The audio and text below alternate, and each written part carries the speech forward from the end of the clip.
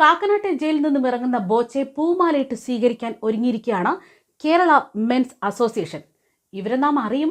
KSRTC ബസ്സിൽ zip തുറന്ന് ജനനേന്ദ്രിയം പുറത്തെടുത്ത് അന്ന് മറ്റേ പണി കാണിച്ചവര് ആലുവ സബ് ജയിൽ പടിക്കൽ പൂമാലയിട്ട് വമ്പൻ സ്വീകരണം ഒരുക്കിയ പുരുഷന്മാരുടെ കൈത്താങ്ങും ആശ്വാസവുമായ ഓൾ കേരള മെൻസ് അസോസിയേഷനാണ് ഇപ്പോഴിതാ ബോച്ചയെ സ്വീകരിക്കാനും കാക്കനാട്ടെ ജയിലിന് മുന്നിൽ ഹാരവും പൂച്ചെണ്ടുമായൊക്കെ എത്തി നിൽക്കുന്നത്.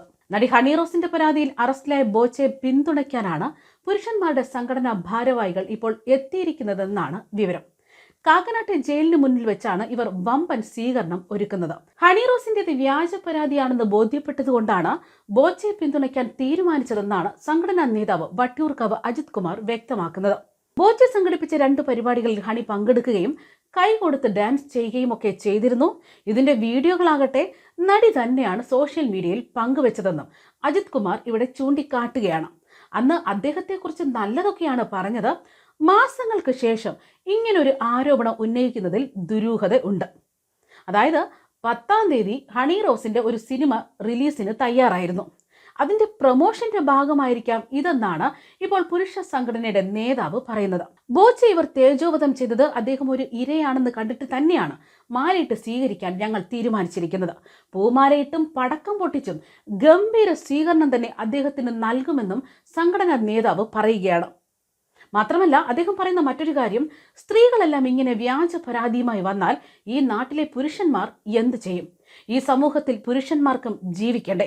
ബോച്ചെ ഇപ്പോൾ മെൻസ് അസോസിയേഷൻ പിന്തുണയ്ക്കുന്നത് സമൂഹത്തിനൊരു തെറ്റായ സന്ദേശമല്ല നൽകുന്നതെന്നും സംഘടനാ നേതാവ് വ്യക്തമാക്കുകയാണ്. അതേസമയം 2023 മെയ് 17-നാണ് KSRTC ബസ്സിൽ വെച്ച് യുവനടിക്ക് നേരെ നഗ്നതാ പ്രദർശനം നടത്തിയ സവാദിനെ ജയിലിൽ റിമാൻഡിലാക്കിയപ്പോൾ പിന്നീട് കോടതി ഉപാധികളോടെ ജാമ്യം നൽകിയതിന് പിന്നാലെ ജയിലിന് മുന്നിൽ എത്തി പ്രതിയെ മാലയിട്ട് വമ്പൻ സ്വീകരണമൊരുക്കി പുരുഷ കൂട്ടായ്മ നാടിന് മാതൃക കാണിക്കാൻ എത്തിയത്. സ്ത്രീകളെ കണ്ടെടുത്താൽ കണ്ടുകൂടാത്ത ഓൾ കേരള മെൻസ് അസോസിയേഷൻ പുരുഷ കൂട്ടായ്മയാകട്ടെ പുരുഷന്മാർക്ക് താങ്ങും തണലുമായിട്ടാണ് പ്രവർത്തിക്കുന്നത്.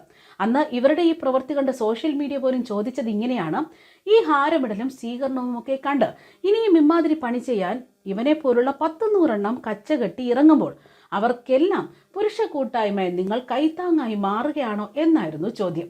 All Kerala men's association president Vattiyoorkavu Ajith കുമാറിന്റെ നേതൃത്വത്തിലായിരുന്നു ജാമ്യം ലഭിച്ച് പുറത്തിറങ്ങിയ സവാദിനെ മാലയിട്ട് ആദരിക്കാൻ എത്തിയത്. അദ്ദേഹം പറഞ്ഞതാകട്ടെ, ഞങ്ങൾ എല്ലാവരും കൂടെയുണ്ട്, ഒരു വിഷമവും വേണ്ട, പേടിക്കേണ്ട തുടങ്ങിയ വാക്കുകളൊക്കെയാണ്. ജയിലിന് പുറത്ത് ഒരു സംഘം ആളുകൾ സവാദിന് സ്വീകരണം നൽകിയായിരുന്നു.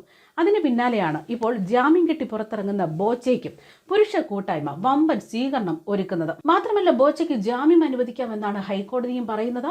ബോബി ചെമ്മണ്ണൂരിന്റെ ജാമ്യ ഹർജി പരിഗണിച്ചപ്പോഴാണ് ജസ്റ്റിസ് PV കുഞ്ഞികൃഷ്ണൻ അധ്യക്ഷനായ ബെഞ്ച് ഇക്കാര്യം വ്യക്തമാക്കിയത്. അതായത് ഇന്ന് വൈകുന്നേരം 3:30 ഹൈക്കോടതി ജാമ്യ ഉത്തരവ് പുറത്തിറക്കും.